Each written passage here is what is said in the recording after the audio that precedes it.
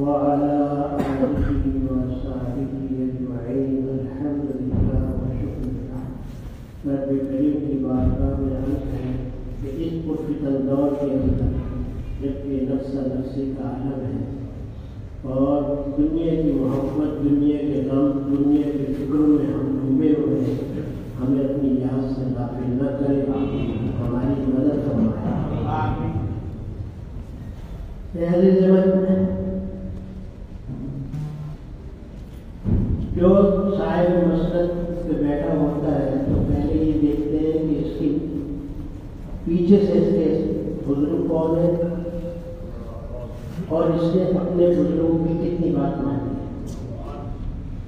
اور ان کے طریقے پر کتنا عمل ہے. مسند پہ بیٹھنا آسان ہے اور اس کا حساب دینا بہت مشکل ہے. ہر چیز کا حساب دینا، دولت کمانی مشکل ہے، مگر اس سے زیادہ مشکل جو ہے وہ آخرت میں اس کا حساب دینا ہے.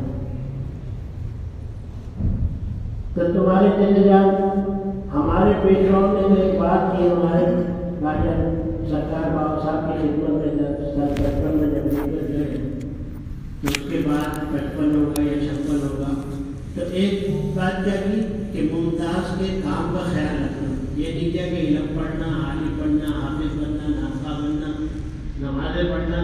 کیا کیا؟ ممتاز کے کام کا خیال رکھنا. تو بھائی آج تم اس حساب سے 56 سے بھی لگا لو تو کتنے سال ہو گئے؟ ایک ہی بات میں چلے گئے، نہ اپنا آرام دیکھتے ہیں نہ اپنا ہلکا بڑھانے کے دیکھتے ہیں، جو کام ہے اس پہ لگے. دوسرے جد المرشد حضرت شاہ محمد فاروق رحمانی انہوں نے تو کتنی دفعہ کہا کہ ممتاز کے ہاتھ بٹایا کرو، صبح سے بٹایا کرو، اور اپنی اولاد کو نہیں کہا، اپنی اولاد پہ دستانے رکھی. ایک دفعہ بلایا، پوری تفصیل پوچھی مجھ سے صبح سے شام تک کی، اور میں نے یہ نہیں کہا کہ اچھا ہے تم کاروبار بھی کرتے ہو اور شام کو ہفتے میں بھی رات 12 بجے تک کرتے ہو مغرب سے لے کے، بلکہ یہ کہا میں تم سے کہتا ہوں صبح سے ممتاز کہا. تو یہاں تو 2 باتوں میں پوری زندگی گزر گئی، آپ لوگ پتہ نہیں کیا کرو، اپنی طاقت سے باہر. یہ تجارت دین اور دنیا کی ہے. اگر کوئی دین کو چھوڑ دے تو وہ دنیا کی تجارت کر جاتی ہے. اگر کوئی اسلامی طریقے سے تجارت کر کے آخرت بنائے تو وہ تجارت جو ہے دنیا کی بھی اس کو فائدہ ہوتا ہے اور آخرت کا بھی فائدہ ہوتا ہے. جیسے کہ حضور اکرم صلی اللہ علیہ وسلم کے ایک دن دیکھا حضور صلی اللہ علیہ وسلم نے کہ صبح اور صحابہ کرام نے صبح ایک شخص اٹھا اور اپنی دکان پہ داخل ہوا. صحابہ کرام افسوس کرنے لگے کہ یہ صبح کو اٹھ کے کاروبار کر رہا ہے یا اللہ کی یاد کر رہا ہے، اللہ کی یاد کرتا ہے. حضور صلی اللہ علیہ وسلم نے فرمایا کیا اس پہ افسوس نہ کرو، اگر یہ اپنے بچوں کی پرورش کے لیے گیا ہے تو یہ عبادت ہے، اور اگر اس کی نیت یہ ہے کہ میں مالدار کروں تو یہ شیطانی کام ہے. یعنی انسان کو اتنا کہ اس کے پاس ہے اور پھر اس کی کیا ہے، ان الفاظ سے پتہ چلا کہ وہ اللہ کی یاد ہے.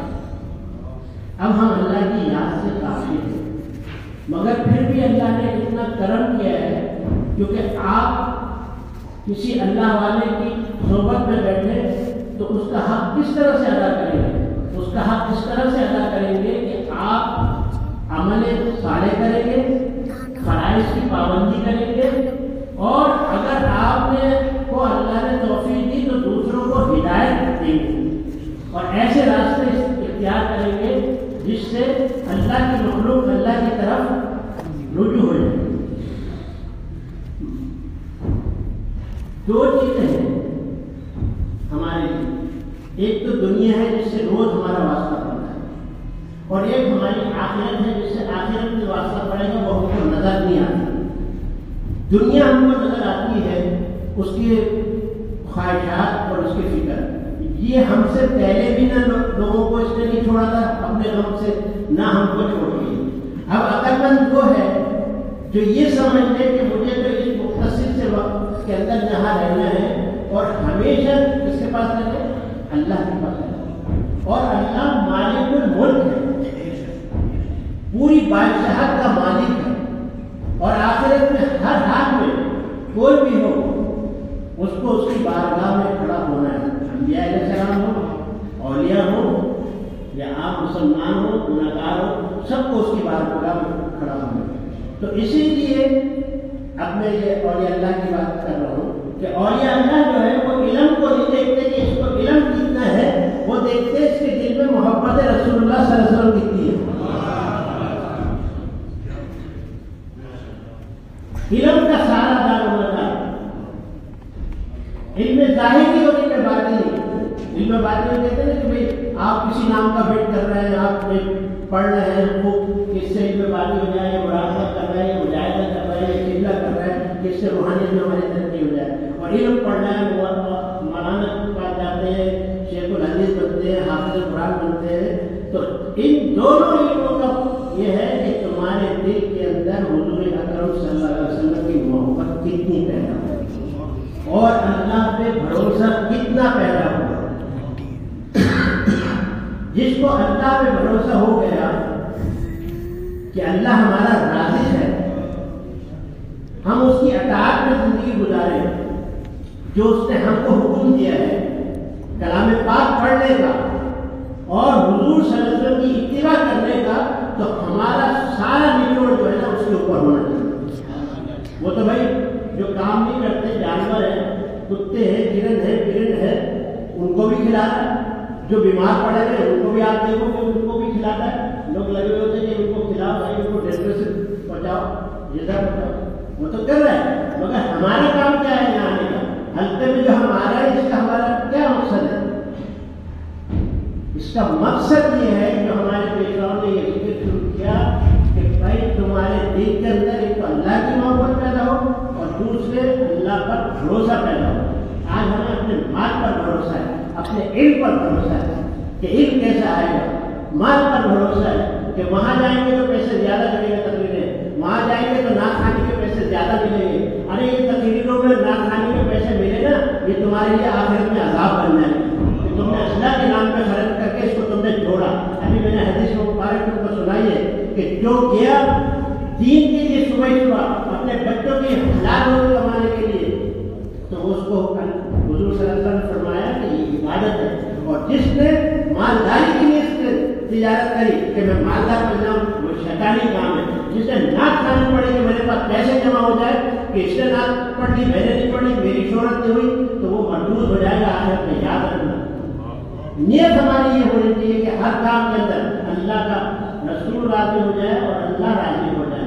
اور جو ہمیں دولت ملے، جو پیسہ ملے، وہ ہمارے لیے جو ہے اس کو ایک آگ، ایک بچھو ہے کہ یہ ہمیں اس کا صحیح استعمال نہیں کیا اسلامی طریقے سے تو یہ ہم کو کیا کرے؟ دوزخ میں ڈال دیں. حضور صلی اللہ علیہ وسلم نے فرمایا کہ تجارت کرو، تجارت کے اندر 9 حصے نفع زیادہ ہے، 9 حصے زیادہ نہیں ہے کام کی مدد. اور اچھا تعلیم جو ہوگا ایماندار، وہ نبیوں سے جن کو 14 کے ساتھ رکھا جائے گا. ایمانداری سے تجارت کرو. آج یہ کہ پیر بننے تو پیسہ آئیں گے، اس پیر کو برا کرے، اس پیر کو برا کرے. ارے بھائی یہ سب جہالت ہے. یہ اللہ تعالیٰ کے فضل سے اور میری یا میرے ساتھیوں کی طاقت نہیں، پیشواؤں کی دعا ہے، اس کے فضل سے اتنے بچے پڑھ رہے ہیں. ان کو سیدھے راستے پر سمجھانا، ان کو تعلیم دینا جو ہے یہ بہت بڑا جہاد ہے. غفلت میں مت کرو. اللہ نے اپنی مخلوق کو تمہاری طرف رجوع کیا جو میرے ساتھی ہے، میں ہوں نہ ہوں، مگر ان بچوں کا خیال کرو کہ ان کے دل میں حضور صلی اللہ علیہ وسلم کی محبت پیدا ہو اور اللہ پر بھروسہ کامل پیدا ہو جائے. اگر تم نے یہ کر دیا تو تم اللہ کے دوست کراؤ گے. جو یہ کام نہیں کرے گا وہ دوست نہیں کرائے گا. دوست کیوں کہلائے گا؟ کہ اللہ نے کہ اللہ کی طرف تمہیں پہنچایا. دوست تو دوست کی طرف پہنچاتا ہے، کسی غیر کی طرف تو نہیں پہنچاتا. اللہ نے جس کو عزت دی، پوری کائنات میں حضور صلی اللہ علیہ وسلم کو عزت دی، آپ نے ان کی محبت ان کے دل میں ڈالی، ان کی اتباع ڈالی. یاد رکھو 2 چیزیں جب تک پیدا نہیں ہوں گی آپ دین یا معرفت نہیں حاصل کر سکتے. 2 چیزیں، پہلی چیز ہے کہ سچوں کے ساتھ رہو. پہلے یہ عقل دیکھو کہ کون سچا ہے اور سچ بولو. سچوں کے ساتھ رہو، سچ بولو تو تمہارے گناہ اللہ تعالیٰ معاف کر دیں گے، سارے صغیر گناہ معاف کر دیں گے، سچ بولنے سے اور سچوں کے ساتھ رہنا، اس چیز کو پکڑنا۔ اور میرے تھوڑے سے کہنے کو اللہ تعالیٰ تمہارے لیے میرے لیے میں اسے یاد نہیں کروں، اور یاد رکھو ہمارے، میں اپنی بات نہیں کرتا ہوں یہاں بیٹھ کے، میں عالم بھی نہیں ہوں، میں نے کوئی کتابیں نہیں پڑھی، میں نے کوئی قرآن شریف کا ترجمہ نہیں پڑھا، میں وہ بات کرتا ہوں جو ہم میرے پیشواؤں نے بتائی۔ کیا بتائیے کہ جب مرشد آن کے بیٹھ جائے، جو مرید ہیں اس کے بعد بغیر کسی شرح کے وہ کسی کام میں لگے ہو تو وہ ان کا کام نہ جائے۔ جب مرشد تبلیغ دینے بیٹھ جائے، اللہ کی طرف بلانے بیٹھ جائے حلقے کے اندر، اور پھر ان کے مرید جو ہیں وہ پڑے ہوئے غفلت میں سو رہا ہو، یہ نفس کی خواہشات میں کوئی دنیا کا کام کر رہا ہو جو ضروری نہیں ہے، بعد میں بھی ہو سکتا ہے، یعنی اتنا سمجھ لو کہ بغیر کسی شرعی عذر کے اگر وہ مرید جو ہے اس حلقے میں آ کے نہیں بیٹھتا تو وہ اس کا نام ایک دن مردودیت میں لکھا جائے گا۔ اگر وہ عمل کرتا رہے گا تو مردود ہو جائے گا۔ یہ جھوٹا مرید ہے۔ مرید کس لیے ہوتے ہیں؟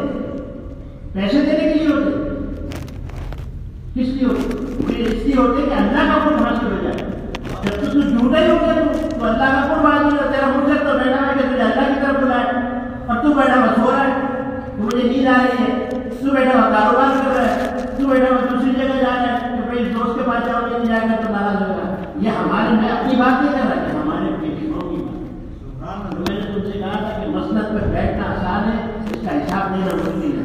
اللہ کسی کو عزت دیتا ہے، اللہ نے عزت دے دی مگر اس کا حساب جو آخرت میں ہوگا بڑے بڑے کام جائیں گے۔ تو اللہ تعالیٰ سے دعا کرو کہ اللہ تعالیٰ ہماری نہیں پہ ابھی جو ہم کو اللہ تعالیٰ نے آنکھ دیے اس سے دعا مانگتے رہو کہ ہمیں سیدھے راستے پر چلا اور ہدایت کا فرما تو وہ ہدایت عطا فرمائے گا۔ اگر تم نے سمجھے کہ کیسے ہوگا تو کیسے ہوگا، کیسے نہیں، ایسے نہیں، یہ تو کچھ بھی نہیں، مگر اللہ کے لیے ہر چیز آسان ہے۔ آپ اللہ سے دعا مانگنا نہ چھوڑیں اور اللہ سے کہیں ہم کو ہدایت عطا فرما اور ہدایت پہ چلنے والا بنا۔